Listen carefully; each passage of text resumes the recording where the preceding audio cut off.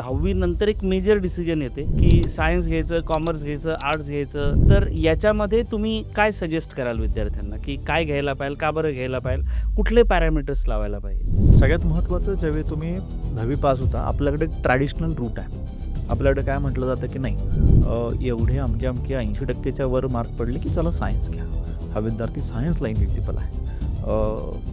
जर विद्यार्थ्याचे मार्क्स कुठेतरी 70-80च्या दरम्यान राहतात तर नाही म्हणतात त्याला कॉमर्सला घ्या. त्याच्या खाली राहिला तर तो आर्ट्सला जाईल किंवा दुसरं काहीतरी करेल. तर सगळ्यात महत्त्वाचं आहे की आपल्याला असं वाटतं की सायन्समध्येच स्कोप आहे म्हणून आपण सायन्सला जातो. पण अशी मी भरपूर कॉलेजेस बघितलेले आहेत की ज्याच्यामध्ये कॉमर्ससाठी किंवा आर्ट्ससाठी, आता तुम्ही मेट्रो सिटीजमध्ये गेला, तुम्ही टियर 1 सिटीजमध्ये गेला, बिहेवियर सायन्सेस किंवा इकॉनॉमिक्स याला जाणारे विद्यार्थी जास्त असतात, लॉ करणारे विद्यार्थी जास्त असतात. ते पण एक बघायला पाहिजे की त्या फील्डमध्ये एक्झॅक्टली आहे का. तुम्ही अर्धवट माहितीच्या आधारावर कधीच फील्ड निवडायला नाही पाहिजे. माहिती पूर्ण घ्या की मग कॉमर्स म्हणतोय तर कॉमर्समध्ये कोणकोणते ऑप्शन्स आहेत, कॉमर्समध्ये काय काय असू शकतं, आणि ते खूप वाईड आहे.